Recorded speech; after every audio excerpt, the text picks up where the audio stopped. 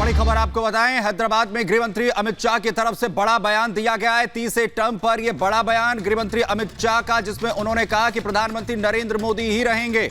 उन्होंने कहा कि 75 साल की उम्र के बाद भी प्रधानमंत्री ही नरेंद्र मोदी बने रहेंगे। यह गृह मंत्री की तरफ से कहा गया। देश की जनता पूर्व हो, पश्चिम हो, उत्तर हो, दक्षिण हो या नॉर्थ ईस्ट हो, हर कोने में मोदी जी के साथ प्रचंड समर्थन के साथ खड़ी है।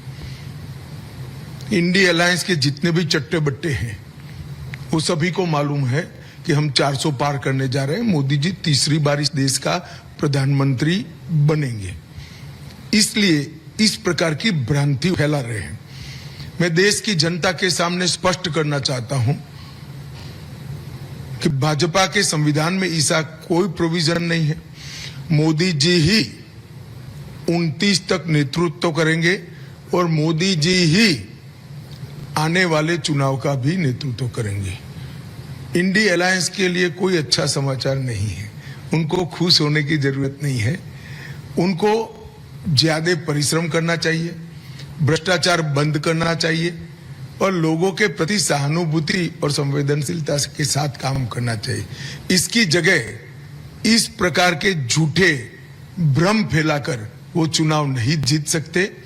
मोदी जी इस देश को बहुत आगे ले गए हैं और मोदी जी को इस देश को और आगे ले जाना है। किसी भी प्रकार की कोई कंफ्यूजन भारतीय जनता पार्टी के कोई क्वार्टर में नहीं है। ये देश की जनता को स्पष्ट होना चाहिए।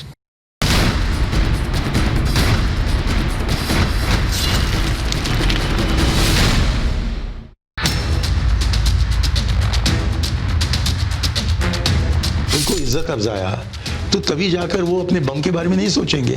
लेकिन आपको उनको ठुकरा दिया और बच्चे जैसे कुट्टी कहते रहे, तो कोई पागल वहां आ जाए, वो बम निकाल ले और फिर क्या होगा। तो कहते हैं संभल के चलो, पाकिस्तान के पास एटम बम है। ये जो पाकिस्तान के बम की बातें करते हैं ना, आज तो पाकिस्तान का हालात ये है कि बम को संभालना कहां, बम बेचने के लिए निकले हैं।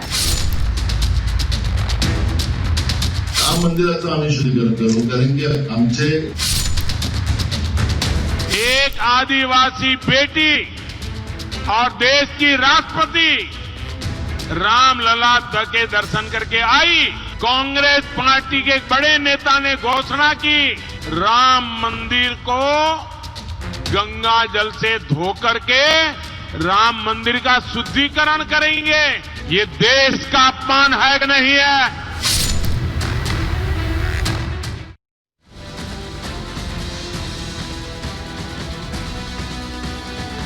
नमस्कार, आप देख रहे हैं देश का नंबर 1 चैनल रिपब्लिक भारत। आपके साथ मैं हूं सुमित चौधरी। शाम के 5 बज चुके हैं और वक्त हो गया है प्रहार का। और आज का प्रहार विपक्ष के मुद्दों से देश हित आखिर क्यों दरकिनार। भले ही विपक्ष बीजेपी पर पाकिस्तान राम मंदिर के नाम पर चुनाव लड़ने का आरोप लगाता हो, लेकिन विपक्ष का काम इन दोनों मसलों पर बयान दिए बिना नहीं चलता है। जाने क्यों विपक्ष के नेता इन दोनों ही मसलों पर बयान दिए बिना नहीं रह पाते। एक छटपटाहट देखने को मिलती है और एक बार फिर से बयानवीर बने हैं कांग्रेस के वही वरिष्ठ नेता मणिशंकर अय्यर, जिन्होंने कहा कि भारत को पाकिस्तान की इज्जत करनी चाहिए। उनके पास एटम बम है। क्यों भाई, भारत के एटम बम फुलझड़ी हैं या भारत के एटम बम क्या दिवाली पर चलाने के लिए रखे हुए हैं? इतना ही नहीं, तेलंगाना के मुख्यमंत्री एक बार फिर से सर्जिकल स्ट्राइक पर सवाल पूछ रहे हैं कि हुई थी भी या फिर नहीं हुई थी। और वहीं दूसरी तरफ कांग्रेस के नेता नाना पटोले कह रहे हैं कि सत्ता में अगर आ गए तो राम मंदिर का शुद्धिकरण कराएंगे। तो प्रधानमंत्री नरेंद्र मोदी ने पलटवार किया है। उन्होंने कहा है कि हमला बोलते उन्होंने कहा कि विपक्ष के मुद्दे मर चुके हैं, ये देश की जनता के हौसलों को भी मारना चाहते हैं। लेकिन विपक्ष के दावों के मुताबिक अगर मुद्दे महंगाई के होने चाहिए, मुद्दे बेरोजगारी पर होने चाहिए, तो आखिर बयान राम मंदिर और पाकिस्तान को लेकर क्यों होने चाहिए, यह सबसे बड़ा सवाल है। और इसीलिए हम ये पूछ रहे हैं कि मुद्दे महंगाई के होंगे, बेरोजगारी के होंगे, लेकिन बयान आखिर किसके होंगे? क्या राम मंदिर को लेकर? और अगर उस पर फिर हमला बोला जाएगा। और देखिए कैसे पलटवार प्रधानमंत्री नरेंद्र मोदी ने आज किया विपक्ष पर। ये देखिए, प्रधानमंत्री नरेंद्र मोदी ने बड़ा हमला मणिशंकर अय्यर के बयान पर बोलते हुए कहा कि ये मरे पड़े लोग हैं और देश का मन ये लोग मारना चाहते हैं।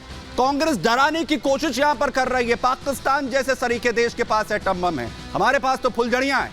कांग्रेस के इसी रवैये से आतंक बढ़ा है। यह भी बड़ा हमला प्रधानमंत्री नरेंद्र मोदी ने बोला। उन्होंने कहा कि जम्मू कश्मीर ने 60 साल तक आतंक झेला है और यही रवैया इसके लिए जिम्मेदार रहा है। कांग्रेस की वजह से देश ने इन हमलों को झेला। आतंकियों को सबक सिखाने के बजाय इनके हौसलों को लगातार आगे बढ़ाया गया। ये लोग उनके साथ लगातार बातचीत करते रहे, बैठकें करते रहे। वोट बैंक की वजह से इन पर किसी तरह का एक्शन जो है वो नहीं लिया गया, जिस पर कार्रवाई होनी चाहिए थी। उनके साथ गलबैयां होती रही और इसीलिए आज प्रहार कर रहे हैं और पूछ रहे हैं कि आखिर जब बात होगी महंगाई की, बात होगी बेरोजगारी की, मुद्दों पर अगर जोर दिया जाएगा तो बयान आखिर क्यों पाकिस्तान के समर्थन में आएंगे। इसी पर करेंगे प्रहार। देखिए, सबसे पहले एक रिपोर्ट।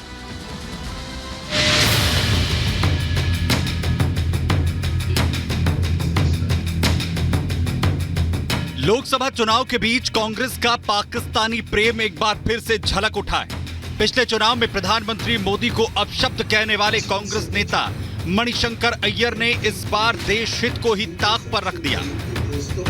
मणिशंकर अय्यर ने पाकिस्तान के परमाणु बम से भारत को डरने और उसकी इज्जत करने की बात कही है। उनको ठुकरा दिया और बच्चे जैसे कुट्टी कहते रहे, तो कोई पागल वहां आ जाए वो बम निकाल ले।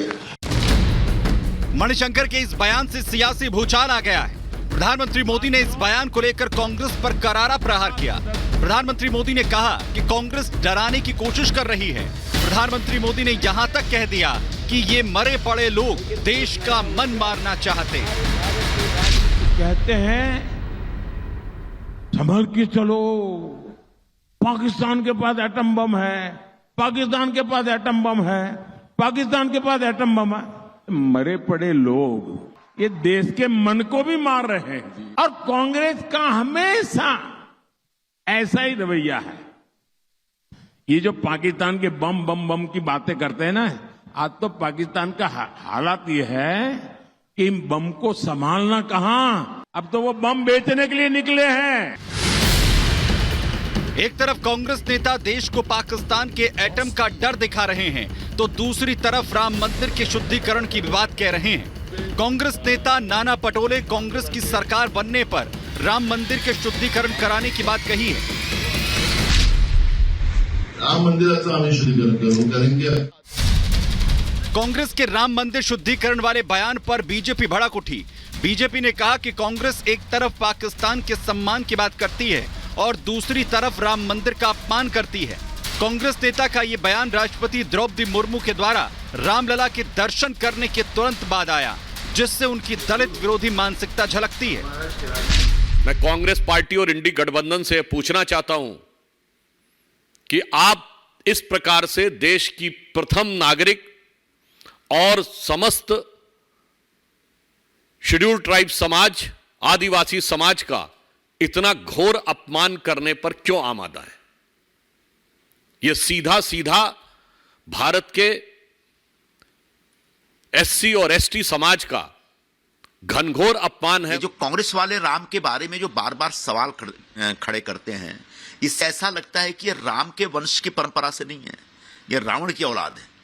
और रावण के अंदर ही राम को लेकर के नफरत होती थी और ऐसे ही रावण की परंपरा को आगे चलाने वाले ये कांग्रेस के सभी नेता लोग हैं। ऐसे लोगों के इस प्रकार के बयानों की मैं निंदा करता हूं, निषेध करता हूं। लोकसभा चुनाव को लेकर सियासी बयानबाजी तेज हो गई है। इंडी गठबंधन किसी भी हाल में चुनाव जीतना चाहता है और यही वजह है कि इंडी अलायंस की तरफ से लगातार डर, तुष्टीकरण और अपमान वाली सियासत हो रही है।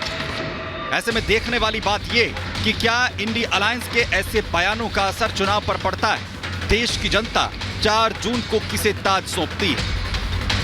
Bureau report, Republic Bharat.